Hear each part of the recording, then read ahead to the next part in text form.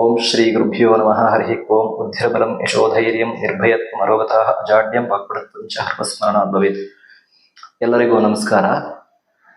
ವಿಶೇಷವಾಗಿ ನಿಮಗೆ ದೀರ್ಘಾಯುಷ್ಯಕ್ಕೆ ಕಾರಕ ಯಾರಾಗ್ತಾರೆ ಮತ್ತೆ ದೀರ್ಘಾಯುಷ್ಯವನ್ನು ಯಾವ ರೀತಿ ನಾವು ಪಡ್ಕೊಳ್ಬೇಕು, ಮತ್ತೆ ಜಾತಕದಲ್ಲಿ ದೀರ್ಘಾಯುಷ್ಯ ಗ್ರಹಗಳು ಮತ್ತೆ ಗ್ರಹಗಳಿಗೆ ಸಂಬಂಧಪಟ್ಟಂಥದ್ದು ಯಾವ್ಯಾವ ಸ್ಥಾನದಲ್ಲಿದ್ರೆ ಮನುಷ್ಯನಿಗೆ ದೀರ್ಘಾಯುಷ್ಯ ಇರುತ್ತೆ, ಮತ್ತೆ ಇದಕ್ಕೆ ಪರಿಹಾರಗಳು ಏನು ಅಂತ ನೋಡ್ತಾ ಹೋಗೋಣ. ನಿಮಗೆ ಮೊದಲಿಗೆ ದೀರ್ಘಾಯುಷ್ಯವನ್ನು ಕೊಡುವಂತಹ ಗ್ರಹ ಅಂತಂದ್ರೆ ಶನಿ ಗ್ರಹ, ಮತ್ತೆ ಷಷ್ಠಗ್ರಹ, ಅಷ್ಟಮ ಗ್ರಹ ಮತ್ತೆ ಲಗ್ನ ಅಂತ ಹೇಳ್ತೇವೆ. ಹಾಗಾಗಿ ನಮಗೆ ಷಷ್ಠಾಧಿಪತಿ ಅಥವಾ ಅಷ್ಟಮಾಧಿಪತಿ ಯುತಿ ಇರ್ಬೋದು, ಅಥವಾ ಉಚ್ಚ ಕ್ಷೇತ್ರ, ತ್ರಿಕೋಣ ಸ್ಥಾನ, ಕೇಂದ್ರ ಸ್ಥಾನಗಳಲ್ಲಿದ್ದಾಗ, ಅಥವಾ ಶುಭ ಗ್ರಹಗಳ ದೃಷ್ಟಿ ಇದ್ದಾಗ, ಅಥವಾ ಶನಿ ಅಷ್ಟಮ ಸ್ಥಾನದಲ್ಲಿದ್ದಾಗ ಒಬ್ಬ ಮನುಷ್ಯನಿಗೆ ದೀರ್ಘಾಯುಷ್ಯ ಇರುತ್ತೆ. ಮತ್ತೆ ದೀರ್ಘಾಯುಷ್ಯ ಯಾರಿಗಿರಲ್ಲ ಅಂತಂದ್ರೆ ಈ ಶನಿ ಕೆಟ್ಟೋದಾಗ ಇರ್ಬೋದು, ಅಥವಾ ಅಷ್ಟಮಾಧಿಪತಿಗಳು ಅಥವಾ ಕೇಂದ್ರ ಸ್ಥಾನಗಳಲ್ಲಿ ಶುಭ ಗ್ರಹಗಳಿಲ್ಲ, ಅಥವಾ ಅಷ್ಟಮ ಸ್ಥಾನಕ್ಕೆ ಒಳ್ಳೆಯ ಒಂದು ಸಂಯೋಗ ಇಲ್ಲ ಅಂತಿದ್ದಾಗ ಈ ಒಂದು ಸ್ಥಾನಗಳು ಕೆಟ್ಟೋದಾಗ ಮನುಷ್ಯನಿಗೆ ದೀರ್ಘಾಯುಷ್ಯ ಇರಲ್ಲ.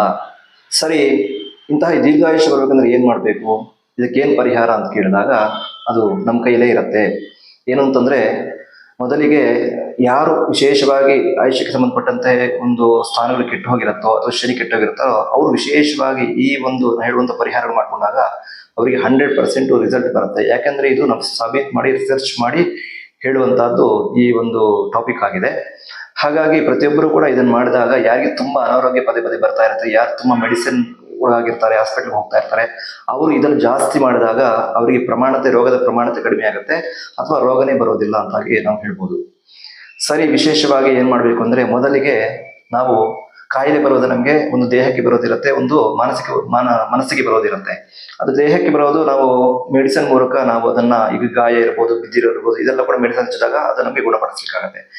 ಆದರೆ ಮನಸ್ಸಿಗೆ ಬರುವಂತ ಕಾಯಿಲೆ ಇರುತ್ತಲ್ಲ, ಅದನ್ನು ಯಾರ ಕೈಲೂ ಕೂಡ ಗುಣಪಡಿಸಲಿಕ್ಕೆ ಸಾಧ್ಯ ಆಗಲ್ಲ. ಅದನ್ನು ನಾವೇ ನಮ್ಮ ಒಂದು ಸ್ವತವಾಗಿ ನಾವು ಗುಣಪಡಿಸ್ಕೊಳ್ಬೇಕಾಗತ್ತೆ. ಯಾಕೆ ಅಂದ್ರೆ ಮನಸ್ಸಿನಿಂದ ಅದು ದೇಹಕ್ಕೆ ಹೋದಾಗ ಅದು ಏನಾಗುತ್ತೆ, ದೊಡ್ಡದಾಗತ್ತೆ. ಹಾಗಾಗಿ ಅದನ್ನು ದೊಡ್ಡ ಮಾಡ್ಕೊಳ್ಳೋದಾಗಿ ನಮ್ಮ ಮನಸ್ಸೇ ಮುಖ್ಯ ಕಾರಣ ಆಗಿರುತ್ತೆ. ಹಾಗಾಗಿ ನಾವು ದೇಹ ಮತ್ತೆ ಮನಸ್ಸು, ಶರೀರವನ್ನು ಕೂಡ ನಾವು ಮೊದಲಿಗೆ ನಾವು ಸರಿಯಾಗಿ ಇಟ್ಕೊಳ್ಬೇಕಾಗತ್ತೆ. ಮತ್ತೆ ಮನಸ್ಸನ್ನು ಸರಿಯಾಗಿ ಇಟ್ಕೊಳ್ಬೇಕು. ಯಾಕೆ ಅಂತಂದ್ರೆ ನಾವು ಪ್ರತಿಯೊಂದು ಕೂಡ ಮನಸ್ಸಿನಿಂದ ನಾವು ಕೆಲಸ ಮಾಡ್ತಾ ಇರ್ತೇವೆ. ಹಾಗಾಗಿ ನಾವು ಹಿಂದಿನ ಘಟನೆಗಳನ್ನು ನೆನಪು ಮಾಡ್ಕೊಂಡಿರ್ಬೋದು, ಕೆಟ್ಟ ಘಟನೆಗಳನ್ನು ನೆನಪು ಮಾಡ್ಕೊಳ್ಳೋದು, ಅಥವಾ ಯಾರೋ ಏನೋ ಹೇಳಿದಾರೆ ಅಂತ ಅದ್ರ ಬಗ್ಗೆ ತಿಳಿದುಕೊಂಡು ಕೂತಿರೋದು, ಅಥವಾ ಅದರ ಬಗ್ಗೆನೇ ಚಿಂತೆ ಮಾಡ್ತಾ ಕೂತ್ಕೊಂಡಿರೋದು, ಅಥವಾ ನಮ್ಮ ಲೈಫ್ ಇಷ್ಟೇ ಅಂತೇಳಿ ನಾವು ಒಂದು ರೂಮಲ್ಲಿ ಕೂತ್ಕೊಂಡಿರೋದು, ಇದೆಲ್ಲ ಮಾಡ್ಕೊಂಡಾಗ ಏನಾಗುತ್ತೆ, ನಮ್ಮ ಮನಸ್ಸು ಕೆಟ್ಟೋಗಿರುತ್ತೆ. ಹಾಗಾಗಿ ನಾವು ಮನಸ್ಥಿತಿ ಸರಿಯಾಗಿರ್ಬೇಕಂತಾದ್ರೆ ಮೊದಲಿಗೆ ನಾವು ಬೆಳಗ್ಗೆ ಬೇಗ ಏಳಬೇಕು.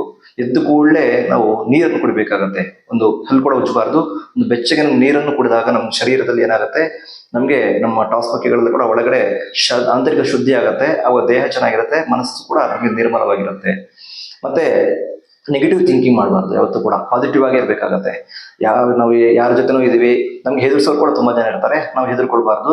ನಾವು ಎನಿ ಟೈಮ್ ನಮ್ಗೆ ಈ ಕೆಲಸ ಆಗತ್ತೆ, ಈ ಮಾಡಿದ್ರೆ ಒಳ್ಳೇದಾಗತ್ತೆ, ಇದರಿಂದ ನಮ್ಗೆ ಒಳ್ಳೇದಾಗತ್ತೆ, ಅವ್ರ ಮಾತು ಕೇಳಿದ್ರೆ ನಮ್ಗೆ ಒಳ್ಳೇದಾಗತ್ತೆ ಅಂತ ನಾವು ಪಾಸಿಟಿವ್ ಆಗಿ ತಗೊಳ್ಬೇಕು. ನೆಗೆಟಿವ್ ಅದನ್ನು ನಾವು ಯಾರಾದ್ರೂ ಏನ್ ಹೇಳಿದಾಗ ಕೂಡ ಅದನ್ನ ನಾವು ಸರ್ಚ್ ಮಾಡ್ಬೇಕಾಗತ್ತೆ, ಆಲೋಚನೆ ಮಾಡ್ಕೊಂಡು ಅದು ಒಳ್ಳೇದಾ ಕೆಟ್ಟದ್ದ ಅಂತ ಹೇಳಿ ನಾವು ಆಲೋಚನೆ ಮಾಡ್ಕೊಂಡು ಅದು ಒಳ್ಳೇದಿದ್ದಾಗ ತಗೊಂಡಾಗ ಕೂಡ ನಮ್ಗೆ ಒಳ್ಳೇದಾಗತ್ತೆ. ಹಾಗಾಗಿ ಯಾವತ್ತೂ ಕೂಡ ನಾವು ಸಕಾರಾತ್ಮಕವಾಗಿ ಇರ್ಬೇಕಾಗತ್ತೆ.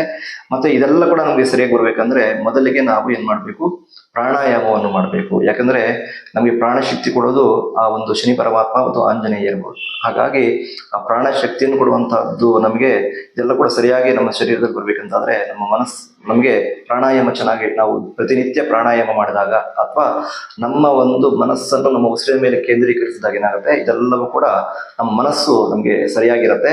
ಆವಾಗ ಶರೀರಕ್ಕೂ ಕೂಡ ಏನೇ ಕಾಯಿಲೆ ಬಂದರೂ ಕೂಡ ಅದು ಬೇಗ ಪರಿಹಾರ ಆಗುತ್ತೆ, ಮನಸ್ಸು ನಿರ್ಮಲವಾಗಿರುತ್ತೆ. ಮತ್ತೆ ನಾವು ಗಲಾಟೆ ಮಾಡಬಾರ್ದು. ಪ್ರತಿದಿನವೂ ಕೂಡ ಇನ್ನೊಬ್ಬರ ಬಗ್ಗೆ ಗಲಾಟೆ ಮಾಡೋದು, ಇನ್ನೊಬ್ಬರ ಬಗ್ಗೆ ಮಾತಾಡೋದು, ಕಾಮೆಂಟ್ ಮಾಡೋದು, ಇನ್ನೊಬ್ಬರ ಬಗ್ಗೆನೇ ಚಿಂತೆ ಮಾಡೋದು, ಇದೆಲ್ಲ ಕೂಡ ಮಾಡಿದಾಗ ಏನಾಗುತ್ತೆ, ನಮ್ಗೆ ಮನಸ್ಸು ಹಾಳಾಗತ್ತೆ. ಮನಸ್ಸು ಹಾಳಾದಾಗ ನಮ್ಮ ಶರೀರ ಹಾಳಾಗತ್ತೆ, ಅಲ್ಲಿ ಕೂಡ ನಮ್ಗೆ ಆಯುಷ್ಯಕ್ಕೆ ಧಕ್ಕೆ ಬರುತ್ತೆ. ಮತ್ತೆ ಆಧ್ಯಾತ್ಮಿಕತೆಯಲ್ಲಿ ಇರ್ಬೇಕಾಗತ್ತೆ. ಆಧ್ಯಾತ್ಮಿಕತೆಯಲ್ಲಿ ಅಂದ್ರೆ ಸ್ಪಿರಿಚುಯಾಲಿಟಿ ಲೈಫ್ ಇರ್ಬೇಕಾಗುತ್ತೆ. ಸ್ವಲ್ಪ ನಮ್ಗೆ ಎಷ್ಟೇ ಕೆಲಸಗಳಿದ್ರು ಕೂಡ ಸ್ವಲ್ಪ ಭಗವಂತನಿಗೆ ಧ್ಯಾನವನ್ನು ಮಾಡುವುದು, ಜಪವನ್ನು ಮಾಡುವುದು, ಯಾರಿಗಾದ್ರೂ ಮಂತ್ರ ಉಪದೇಶ ಆಗಿದೆ ಮಂತ್ರಗಳ ಜಪವನ್ನು ಮಾಡುವಂತದ್ದು ಇರ್ಬೋದು, ಮತ್ತೆ ಒಂದು ಒಳ್ಳೆಯ ಬುಕ್ಸ್ ಅನ್ನು ಓದುವಂತದ್ದು, ಇದೆಲ್ಲ ಕೂಡ ಮಾಡಿದಾಗ ಏನಾಗುತ್ತೆ, ನಮಗೆ ಅದರಿಂದ ಕೂಡ ದೀರ್ಘಾಯುಷ್ಯ ಬರುತ್ತೆ. ಮತ್ತೆ ಏನೋ ಒಂದು ನಾವು ಲೈಫಲ್ಲಿ ಅಚೀವ್ಮೆಂಟ್ ಅಂತ ಗುರಿ ಅಂತ ಇಟ್ಕೊಂಡಿರ್ಬೇಕು. ಆ ಗುರಿ ಅಂತ ಇಟ್ಕೊಂಡಾಗ ಏನಾಗುತ್ತೆ, ನಾವು ಮನಸ್ಸನ್ನು ಹಾಳು ಮಾಡ್ಕೊಳ್ಳಲ್ಲ, ಆ ಗುರಿಯ ಬಗ್ಗೆ ನಾವು ಏನ್ ಬೇಕು ಅದಕ್ಕೆ ಅಚೀವ್ಮೆಂಟ್ ಮಾಡ್ತಾ ಇರ್ತೇವೆ. ಆವಾಗ ಏನಾಗುತ್ತೆ, ನಮಗೆ ಮನಸ್ಸು ಚೆನ್ನಾಗಿರುತ್ತೆ, ಶರೀರನೂ ಚೆನ್ನಾಗಿರುತ್ತೆ.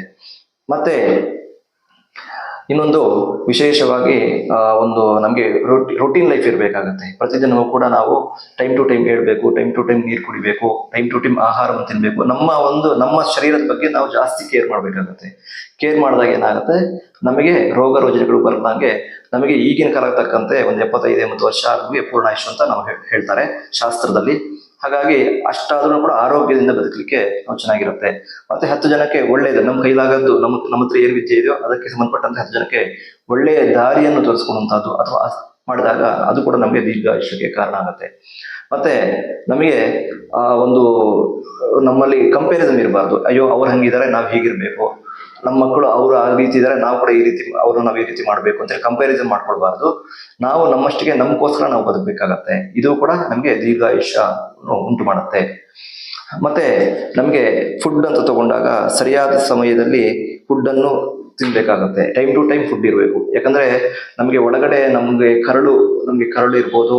ಆ ಒಂದು ಕರುಳಿನಲ್ಲಿ ನಮಗೆ ಜಠರಾಗ್ನಿ ಇರುತ್ತೆ. ಆ ಜಠರಾಗ್ನಿ ಅದು ನಮಗೆ ಬೆಳಗಿನ ಸಮಯದಲ್ಲಿ ನಮಗೆ ಒಂದು ಬಿಸಿ ಆಗ್ತಾ ಇರುತ್ತೆ, ಒಂದು ಹಸಿತಾ ಇರುತ್ತೆ. ಅದು ನಮ್ಗೆ ಕೇಳುತ್ತೆ. ಆ ಟೈಮ್ಗೆ ಅದು ಟೈಮ್ ಕೊಟ್ಟಾಗ ಆ ಒಂದು ನಮಗೆ ಜಠರಾಗ್ನಿ ಉತ್ತೇಜನ ಚೆನ್ನಾಗಿರುತ್ತೆ. ಹಾಗಾಗಿ ಪ್ರತಿದಿನವೂ ಕೂಡ ತುಪ್ಪವನ್ನು ನಾವು ಸೇವನೆ ಮಾಡಬೇಕು. ತುಪ್ಪವನ್ನು ಸೇವನೆ ಮಾಡಿದಾಗ ಅಥವಾ ವಾರದಲ್ಲಿ 1 ದಿನ 2 ದಿನ ಬಿಸಿ ನೀರಿಗೆ ತುಪ್ಪವನ್ನು ಹಾಕಿ ಸೇವನೆ ಮಾಡಿದಾಗ ನಮಗೆ ಕರಳು ಚೆನ್ನಾಗಿರುತ್ತೆ, ಹೊಟ್ಟೆ ಚೆನ್ನಾಗಿರುತ್ತೆ, ಆ ಜಠರಾಗ್ನಿ ಕೂಡ ಉತ್ತೇಜನವಾಗಿರುತ್ತೆ. ನಮಗೆ ಏನೇ ಒಂದು ಆರೋಗ್ಯ ಕೂಡ ಬರಲಿಕ್ಕೆ ಸಾಧ್ಯ ಆಗೋದಿಲ್ಲ. ಹಾಗಾಗಿ ನಮಗೆ ಇದು ಕೂಡ ದೀರ್ಘ ಪೂರ್ಣಾಯುಷ್ಯ ಆಗತ್ತೆ. ಹಾಗಾಗಿ ಇದೆಲ್ಲವೂ ಕೂಡ ನಾವು ಪ್ರತಿದಿನವೂ ಕೂಡ ಮಾಡಿದಾಗ ಅಥವಾ ಜಾತಕದಲ್ಲಿ ಷಷ್ಟಾಷ್ಟಮ ಅಥವಾ ಆಯುಷ್ಯಕ್ಕೆ ಸಂಬಂಧಪಟ್ಟಂತಹ ಒಂದು ಏನು ರಾಶಿಗಳು ಕೆಟ್ಟೋದಾಗ ಅವರಿಗೆ ಪದೇ ಪದೇ ಗೊತ್ತಾಗ್ಬಿಡುತ್ತೆ, ಪದೇ ಪದೇ ಅನಾರೋಗ್ಯ ಆಗ್ತಾ ಇರುತ್ತೆ, ಮೆಡಿಸಿನ್ ಡಾಕ್ಟರ್ಸ್ ಹೋಗ್ತಾ ಇರ್ತಾರೆ. ಇದಿದ್ದಾಗ ಅವರಿಗೆ ಏನೋ ಒಂದು ಕಾಯಿಲೆ ಇದೆ ಅಂತ ಅರ್ಥ.